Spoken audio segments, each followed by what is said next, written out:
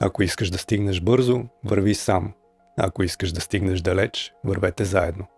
Талантът печели мачове, но отборната работа и интелигентността печелят първенства. Майкъл Джордан. Основната идея на архетипа на партньора е, че креативността разцъфва в условия на общност и сътрудничество. Неговият подход е да споделя творчеството си, да се свързва с други създатели и да изгражда творческа мрежа. Партньорът високо цени силата на общността. Той е най-продуктивен в сътрудничество, когато споделя работата и идеите си, когато търси обратна връзка и черпи вдъхновение от творческия обмен. Според него, креативността се развива най-добре, когато е споделена и подхранвана в колективна среда. Споделянето на работа и свързването с другите изгражда ангажираност, предоставя нови перспективи и отваря вратата за сътрудничество. Творческата енергия се умножава, когато има обмен на идеи, което подхранва мотивацията и вдъхновението. Партньорът споделя работата си на ранен етап и не чака тя да е перфектна. Той получава обратна връзка и гради инерция, като включва останалите в процеса.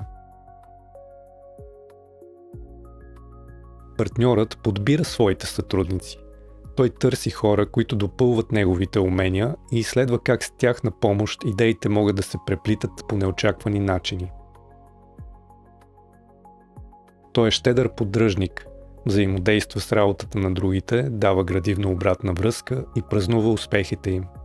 Креативността процъфтява в условията на взаимно насърчаване. Партньорът се присъединява към творчески общности, независимо дали онлайн или на живо. Групите с общи творчески цели създават среда за ангажираност и вдъхновение. Той създава и изцяло нови творби в екип, чрез джем сесии, импровизации и други колаборации.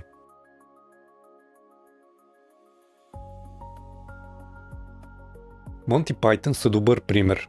Комедийна трупа, в която индивидуалните таланти се обединяват и създават новаторски, сюрреалистичен хумор, който би бил невъзможен без екипна работа.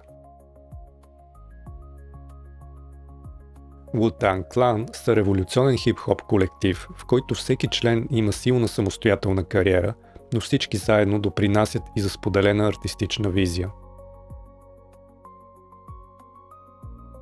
Кристо и Жан-Клод са създали своите мащабни проекти благодарение на сериозно сътрудничество с инженери, градски власти и цели общности. Студиото за анимация Pixar е компания, чиято култура е изградена с много творчески обмен и обратна връзка, благодарение на което създават някои от най-емблематичните анимационни филми. Потенциален риск за архетипа на партньора е, че ако постоянно разчита на другите за вдъхновение и посока, може да се дистанцира от собствения си творчески глас. И за финал, един въпрос за размисъл. С кого би искал да сътрудничиш и от кого би поискал обратна връзка тази седмица?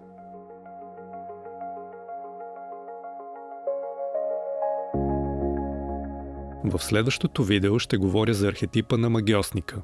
Ако ти е любопитно как прилагам тези принципи в своята работа, можеш да разгледаш портфолиото на сайта ми bobikostadinov.com или да ме последваш в Instagram. Благодаря, че изгледа това видео и до скоро!